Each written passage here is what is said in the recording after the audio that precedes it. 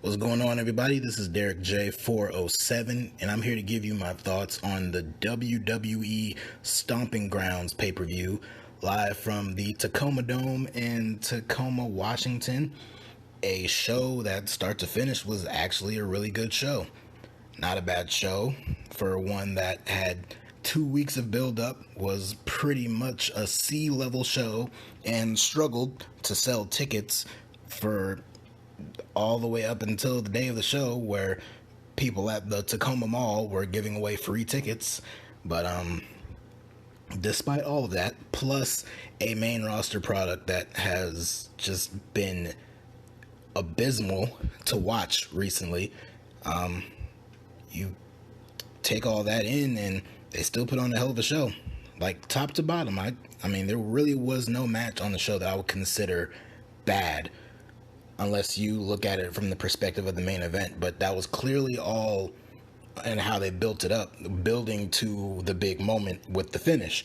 So it was like that by design. But if you want to call that the worst match of the show, then I would agree. That was the worst match on the entire show. But top to bottom, there was a lot of great matches, a lot of great finishes, a lot of smart, sensible finishes, including one that was very creative and unique that we have never seen before, and one that was basically the complete opposite and probably did more damage than it did good. But we'll only see as time will tell with that finish. And I think you know what finish I'm talking about, but we'll get to that when we get to it. But why don't we just go ahead and start off with the kickoff show.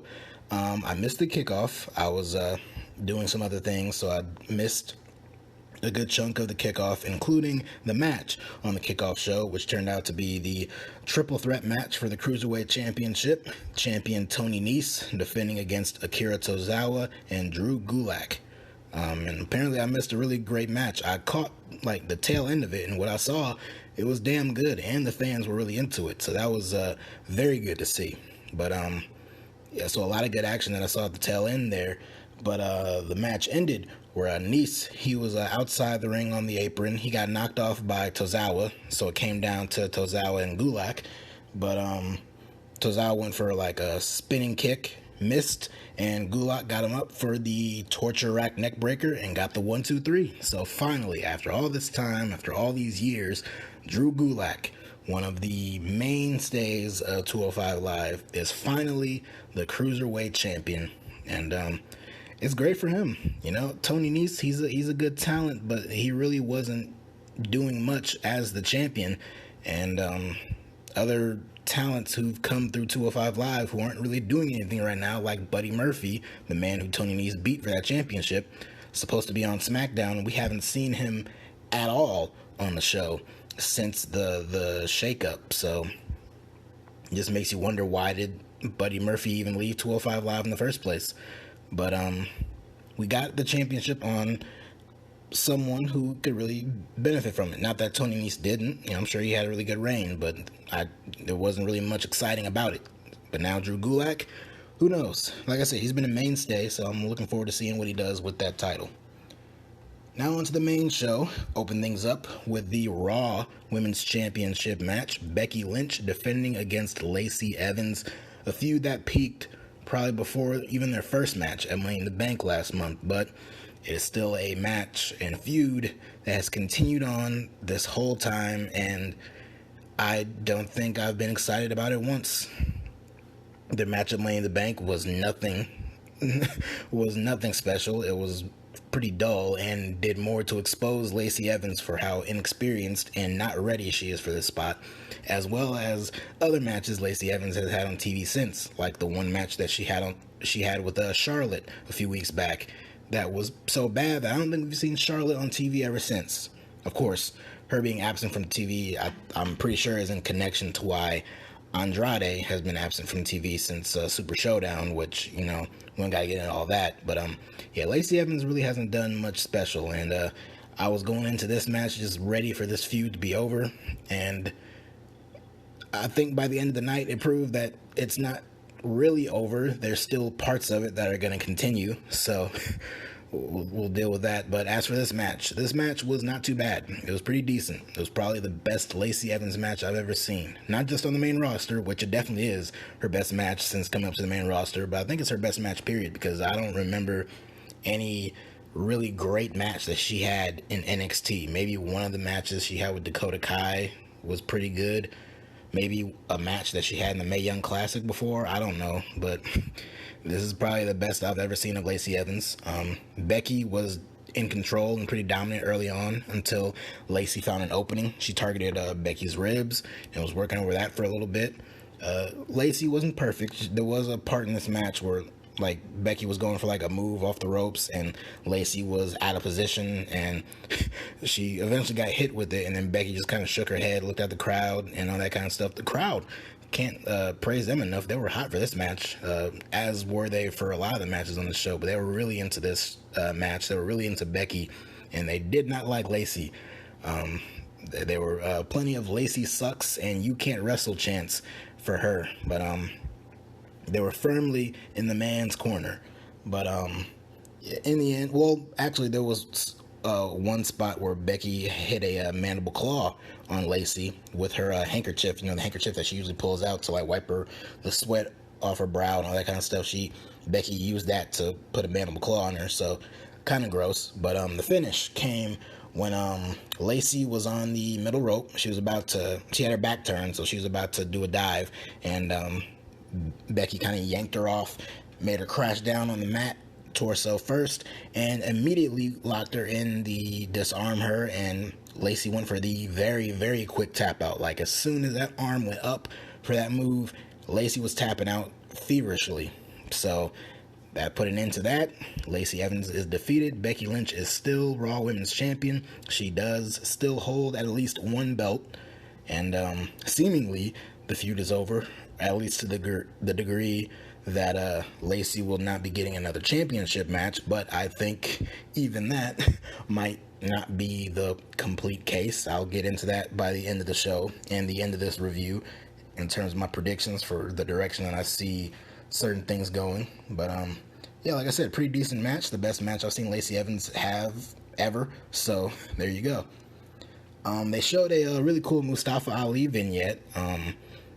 I don't really know how to really describe it all that well. It was just really cool, really well shot. Mustafa Ali's kind of on the street vignettes that we've seen in the past on 205 Live and on the YouTube channel, all that kind of stuff are really good. So this was a really good little promo video for him. So if you didn't see it, seek it out.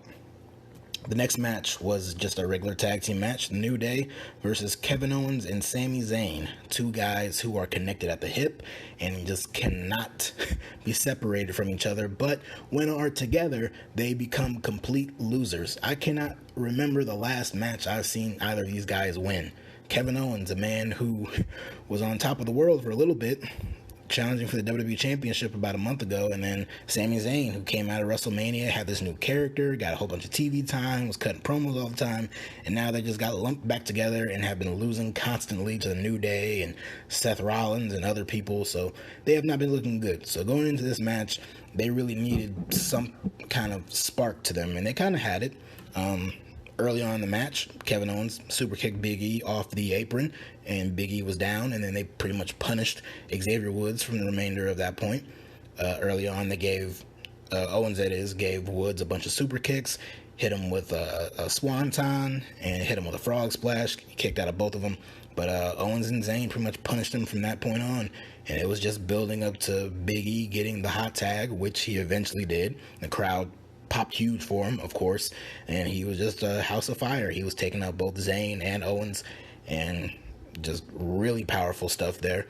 But it was not enough. At one point, Owens was taken out, and Zayn was up in preparation for the up, down, down, but he managed to get out of it, and in doing so, he shoved Big E forward, and Big E kind of landed shoulder first into the steel post, and when Woods came off the top rope, he got knocked out by Sami Zayn. There was a really cool combo where Zayn hit the Helluva kick on Woods, right into a pop-up powerbomb from Owens, but E managed to break it up. But in the end, Zayn was on the outside on the apron, and Big E speared him off the apron through the ropes, landed on the floor. Looked like Big E fucked up his shoulder, which is bound to happen at some point should he continue to do that.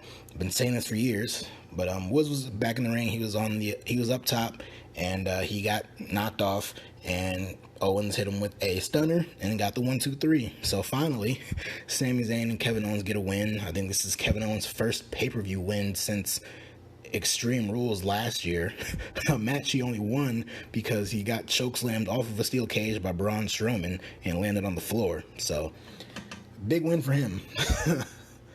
Up next, the United States Championship match, Samoa Joe and Ricochet. And by the way, that tag team match was really, really good. It was way better than it had any right to be. So I'm going to give them their props. That was a really good match. And speaking of really good matches, that leads us to this United States Championship match, Samoa Joe defending the championship against Ricochet.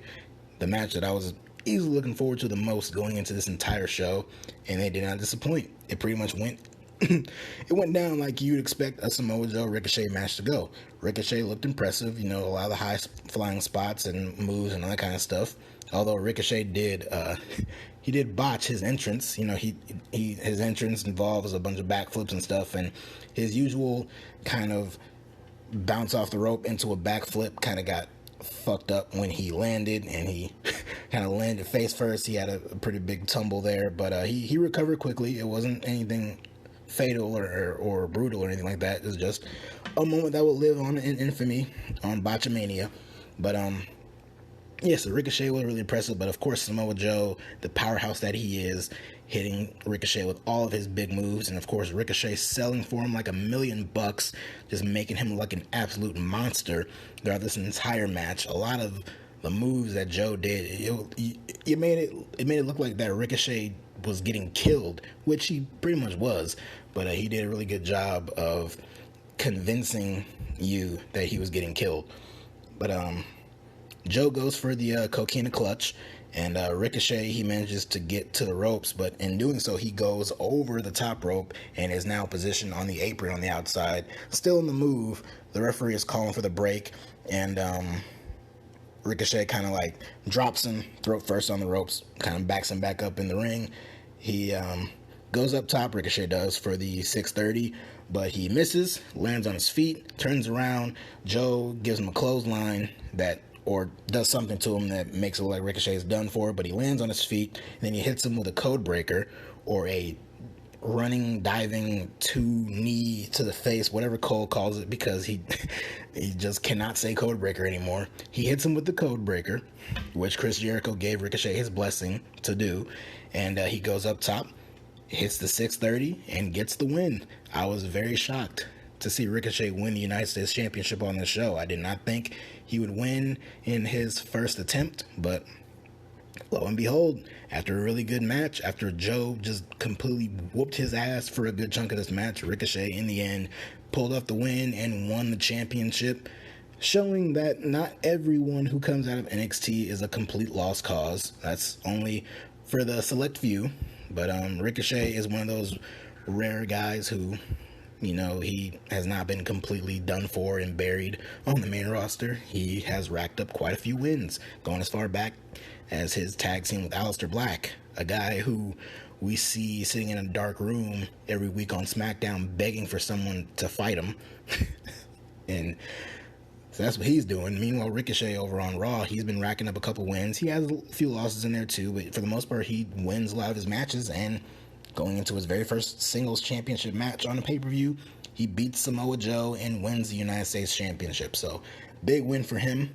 And then later on the night, they showed him back. Well, before that, after the match, he went backstage and they showed him in a gorilla position, getting congratulated by a bunch of people. Seth Rollins was back there. Charlotte was back there congratulating him. Carmella, I think Hawkins and Ryder were back there. And of course, Heavy Machinery, who had their match coming up next.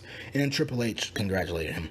But it was later on in the show, they showed backstage, Ricochet was taking pictures with the championship, and out came Gallows and Anderson, who were posing with him, telling him to do the too sweet. And then AJ Styles came into camera view, congratulated Ricochet, and told him, I'll see you tomorrow night. Of course, in reference to Raw tomorrow night as of this recording.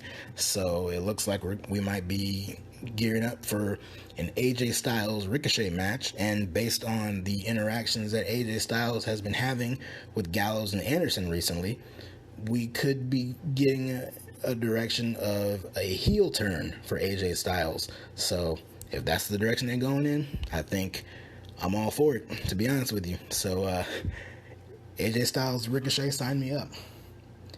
Up next, like I said, was the SmackDown Tag Team Championship match. Heavy Machinery, Tucker and Otis challenging the champions, Daniel Bryan and Rowan.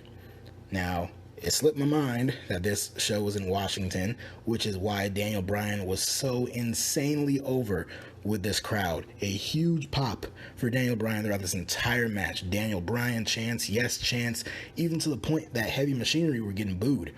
Otis and Tucker both were getting booed anytime they were on offense over Bryan. Even Rowan got a little bit of the rub, not much. It was so, like, the reaction was huge solely for when Bryan was in the ring, and he played up to it a little bit too, you know, doing the yes kicks and that kind of stuff. He wasn't really the babyface role. He was still the same Daniel Bryan that we've been seeing recently, but it was kind of traveling the Wayback Machine pretty much, and seeing Daniel Bryan of old in a way, him doing his big moves and the crowd just firmly behind him, just rabid for this man. So I thought that was pretty cool.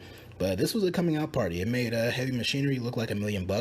These two guys got over huge without winning the match, which they did not. But Otis, of course, is a joy to watch. He's very fun. He's just a very weird, odd-shaped person, and it's to his benefit. He definitely stands out, but he's just so much fun to watch. And Tucker, who, between the two guys, of course, the real attention is always on Otis, but Tucker was really good in this match. He was busting out some moves that we haven't really seen from him before, and he was really impressive in this match. So both men looked like real top stars in terms of the tag team division.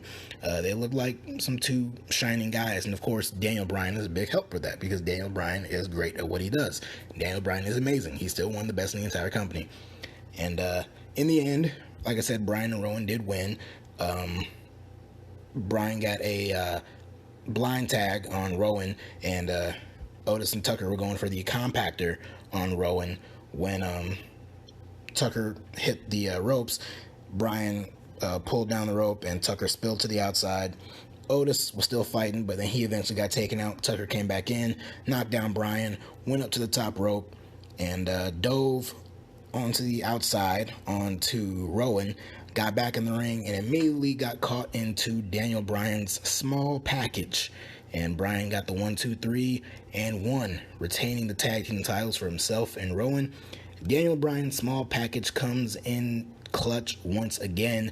All praise be to Daniel Bryan's small package, because it has clearly been beneficial for him in the past, and it was very beneficial for him here again on this show. So like I said, good match, made Tucker and Otis look like $1 million, and Bryan is awesome, and that's really all there is to that. Up next, of the two women's matches, the one I was looking forward to the most going into this show, the SmackDown Women's Championship match. Bayley defending the championship against Raw's Alexa Bliss, because fuck this wild card, and fuck any idea that there is still a brand split, because they're not.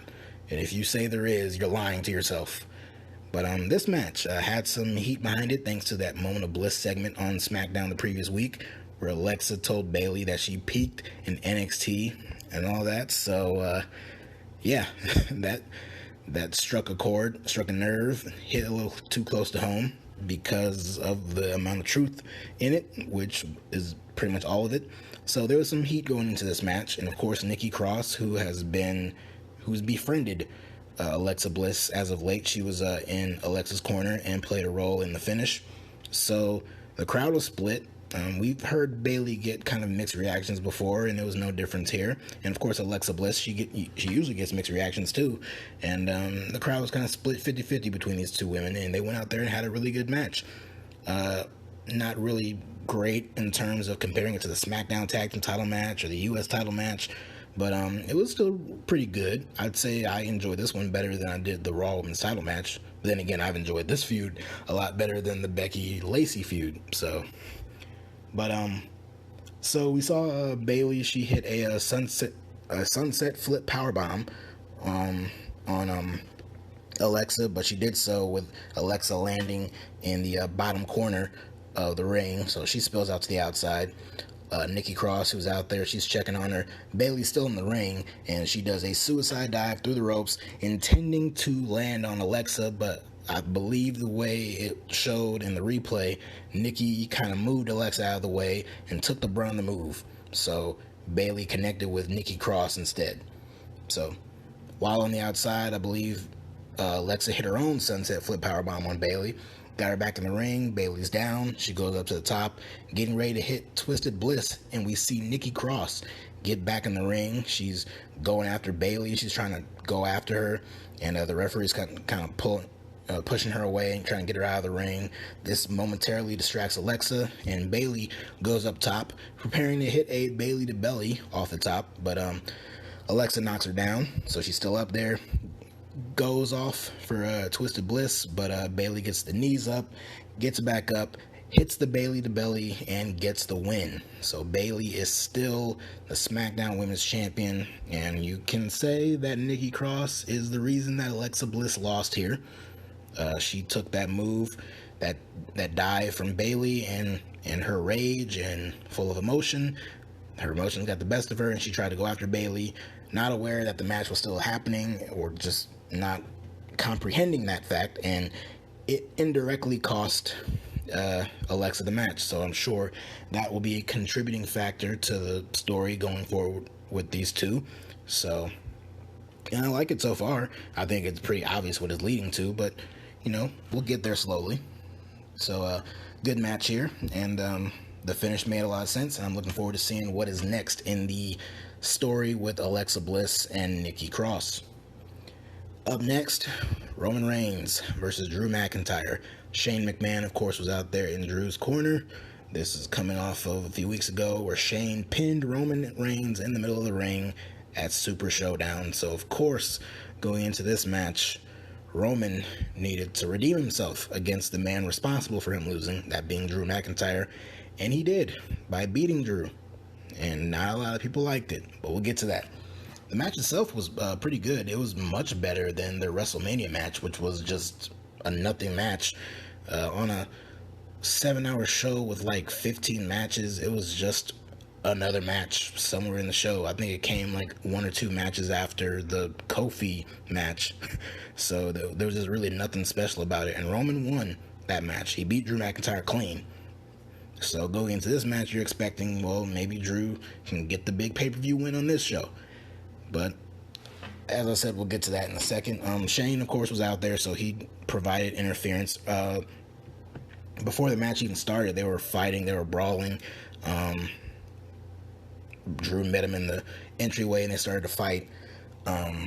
Roman hit a big dive over the top rope onto Drew. Nearly got Shane, but Shane managed to escape, and that's when Roman ran after Shane, ran around in the crowd, and they got back over by ringside. Roman tried to dive over the barricade, but got caught with a punch right by Drew McIntyre.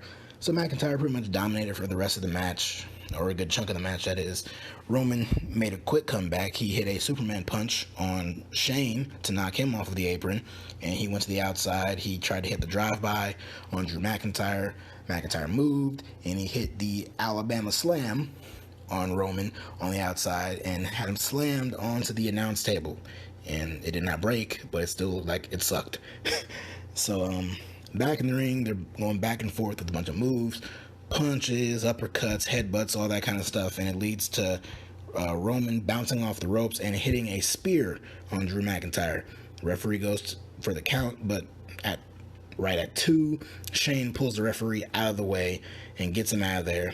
He gets in the ring, puts Roman in the corner, hits him with the coast to coast, and tries to get the referee back in there, and the referee only counts for 2. Drew McIntyre still up. He goes to hit the Claymore kick, but Roman manages to catch him midair with the Superman punch. Shane got in the ring, and Roman promptly tosses his ass right back out. Roman hits another spear on Drew and gets the win. So once again, Roman Reigns pins Drew McIntyre. Once again, Drew McIntyre loses. Not good for the Scottish psychopath or whatever they call him. Roman really didn't need to win this match, especially like him winning here would signify, okay, well, clearly this feud is over, which Michael Cole on commentary was talking about how, oh, well, this has to put Drew McIntyre and Shane in Roman's rear view window. This is it. This is the end of the feud. Roman can finally move past this. And then we see later on in the night, Drew McIntyre and Shane are backstage, and Shane challenges Roman and makes it official that on Raw, there's going to be a handicap match with Roman against Drew and Shane. So clearly the feud's going to continue. If the feud was just going to continue, then why did Drew McIntyre beat Roman? I mean, why didn't Drew McIntyre beat Roman? But yet Roman can lose to Shane McMahon at the previous pay-per-view, but Drew can't beat Roman. So that just further shows you who the more important person in this package is. I'm so sick of the Shane McMahon show. I'm so sick of Shane McMahon dominating all the segments on both shows combined. It's just aggravating. So the quicker this whole storyline can end, the better. But I just don't understand. If the feud was going to continue, why did Drew McIntyre have to lose here? There's no real good point. Unless, like, the only thing that I can think of is that Drew McIntyre is going to end up getting dumped by Shane, just like what happened to The Miz. I think even Miz on TV a few weeks ago even teased that, like, once Shane is done with you, once you've outlived your usefulness, he'll dump you and cast you aside just like he did me. I feel like maybe that's a direction they could go in, and it can turn Drew McIntyre babyface, and he can join the raid against Shane to rid the company of Shane and all that kind of stuff. That's my only assumption. That's the only way I can think that you can justify a finish like this. Otherwise, I don't know. And if Drew and Shane win on Raw this week and beat Roman in that handicap match, then what the hell was the point of McIntyre losing at the pay-per-view? So, a good match, a very good match, much better than any matches they've had before this, especially WrestleMania, but that's not really saying much. And I just don't understand the logic in Drew losing to Roman Reigns, unless, like I said, it's going to lead to a babyface turn for Drew and Shane dumps him. Otherwise, I have no idea. But I guess we'll see, reluctantly. Up next, the steel cage match for the WWE Championship. Kofi Kingston defending against Dolph Ziggler. These guys have had thousands of matches over the years for almost every single championship possible. They've had a match for the Intercontinental Championship, U.S. title, the tag team titles, regular singles matches. I think they probably had a match for the World Heavyweight Championship at some point, maybe. I don't know. But they had the match at Super Showdown, which was okay. It wasn't really all that special. And they had this cage match. This cage match kind of brought the crowd down just a little bit. They weren't really overly excited about majority of this match, but majority of this match was the two of them fighting to escape the cage. That's really what the main focal point of this match was. Both men were fighting to escape. Both men were trying to climb out or get through the door and all that kind of stuff. It was very similar in that regard to the cage match that Bret Hart and Owen Hart had at SummerSlam in 1996, I believe. A great match, a fantastic match. The storytelling they told in that match was great. I feel like they tried to capture that same thing here, but it just really wasn't working all that much. I just don't think the fans were fully invested. But as the match went on, they started to do a little bit more than just that. The fans got into it. Eventually, Dolph, he targeted Kofi's right knee, and he had him like a knee bar or ankle lock and all that kind of stuff, and Kofi was just trying to get out of it. He was trying to drag out of it. He got to the ropes. He was trying to pull himself up and get out of it. At one point, Dolph hit him with a super kick, and Kofi landed right near the door, and it looked like he was about to just fall out of the cage that way, but Dolph managed to get him back in. Eventually, Kofi went after Dolph's knee, and he tried to lock him in the move, and Dolph tried to crawl out of the cage. He kept going for it, and Kofi kept trying to pull him back in. At one point, he did manage to pull him back in, but in doing so, Dolph flipped over on his back and started to claw at Kofi's eyes, rake the eyes, and all that kind of stuff. And kicked him away. So Kofi's a little farther away than him. Dolph, he's slowly climbing towards the door. The window's open for him. He's bound and determined for greatness, for victory here. He's got a clear shot right out the door, but Kofi manages to get back to his feet, and instead of trying to drag Dolph back in, Kofi lunges towards the door and dives through the ropes, out of the cage door, to the outside to get the win. I thought that was a very creative finish. And it amazes me that I'm just recollecting here and trying to think back to previous cage matches. I don't believe we've ever seen a finish like that before in a cage match. I don't think we've ever seen a finish where you got one guy who's dragging towards the door trying to escape, and then the other guy just dives out of the door to win. So I think that's the first. But Kofi sacrificed himself for that championship. And after the match, the New Day, they came out there to celebrate with him. Kofi gave Dolph his props on the microphone and still said he's a champion and all that kind of stuff. So a pretty good match, or a pretty decent match at least. It built up as it went along, but in the end, I thought that was a really cool finish. So props to whoever came up with that. I thought that was really good. Then the main event, the Universal Championship match, Seth Rollins defending against Baron Corbin. In a match where Baron Corbin got to pick the referee. But Seth Rollins made a decree that anyone who sides with Baron Corbin to be the guest referee will be met with his steel chair. And we saw last week, Rollins was taking out every guy who stepped up to potentially be the guest referee for this match. So going into this one, it's like, who's going to be the referee? Will it be Brock Lesnar? Will it be a potentially debuting Bray Wyatt? Who's it going to be? Nope, it was Lacey Evans. The logic behind it makes sense. The pick itself did feel a little bit anticlimactic, but as soon as that music hit, as soon as she came out there, you knew exactly what this finish was going to be. There was no doubt in anyone's mind what the finish of the match was going to be. And at that point, you just played the waiting game. How long are they going to drag this out and build up to that spot? And they did a pretty good job of doing it, because Seth Rollins proceeded to get his ass kicked for the remainder of the match. Baron Corbin would beat him down constantly. The fans were getting reckless and bored. They chanted boring, among other things. They chanted boring, AEW, CM Punk. I think they chanted Daniel Bryan's name, John Cena, and all that kind of shit.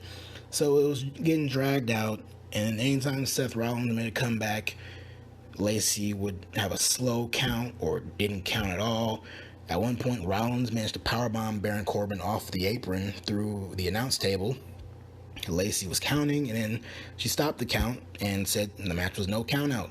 And then eventually Baron Corbin got a chair. He was beating down Seth with it. She made it no DQ. And at that point, the fans went crazy. They were chanting Becky's name, so they knew what was coming. And again, you're just waiting for it. So Corbin was down. Rollins was in Lacey's face. She slapped him, I think, twice. And then Baron ended up hitting him with the End of Days when outran Becky Lynch to attack Lacey Evans. They brawled outside the ring. She was beating her down. Eventually, some more referees came out there to pull her off of Lacey, including John Cone, who was the referee of the match at Super Showdown that pissed off Baron Corbin in the first place. So Corbin sees that as John Cone and gets upset, and then gets a kick to the midsection, gets hit with the stomp by Seth Rollins and loses. Seth Rollins manages to escape with the Universal Championship, and he embraces his girlfriend, Raw Women's Champion Becky Lynch, after the match. Because, of course, you got to know, Becky Lynch and Seth Rollins are dating. It's not enough that the commentators tell you over and over again. I don't think you fully comprehend the fact that Seth Rollins and Becky Lynch are a couple, are an item. So they beat that fact over our heads a lot, and I think they did that because they knew that this was going to happen at the show. They wanted that to register with you, so much so that you would know why this finish had as much meaning or impact behind it as it did. And it was a cute little finish, I guess. You know, the two of them raising each other's arms, hugging. Becky slapped Seth's ass after the match, so all that was fine and cute. I just don't think Seth and Becky, their relationship needs to be such a focal point on the TV show, but Clearly it is now, because based on this finish, I think it's pretty obvious we're heading in the direction of an intergender match, possibly as soon as Raw this week, but I'm thinking even more than that, we're heading down a winner takes all kind of situation. It makes no sense for Lacey Evans to get another championship match. It makes no sense for Baron Corbin to get another championship match. But it could easily happen. I could easily see that. They position Shane's in charge. He could grant them this request, and we could get a winner-take-all match at the next pay-per-view, Extreme Rules, where both Becky and Seth's titles are on the line in the main event in a mixed tag team match. Could easily see that happening. Hopefully it doesn't, but don't knock it out of the realm of possibility. Overall, as for this show, I thought it was fine. A lot of great matches. Like I said, the U.S. title match was great. The Becky Lacey match was decent. The tag match, New Day, Owens and Zayn, was really fun. The SmackDown Tag Team match was really fun. The cage match, I thought, it built up to a really good finish. Despite the finish of Roman and McIntyre, I thought the match itself was pretty good. And the main event, you could tell they were building something. They were trying to tell a story there, and we're building up to that big climactic finish, but it's still pretty boring. I don't really enjoy Baron Corbin in the main event of pay-per-views, but that's what we got. So the next pay-per-view is Extreme Rules, but before that we have the beginning of the G1 Climax. So that is the best wrestling on the planet, Seth Rollins, by the way. You put on a good show, but I still would not call WWE the best wrestling on the planet, despite what he said in that tweet a few days ago. But still a good show, but I'm definitely looking forward to the beginning of the G1 Climax in New Japan. So I'll be giving my thoughts on that when that comes up. But until then, that's about it for me here tonight, so I will check all of you later.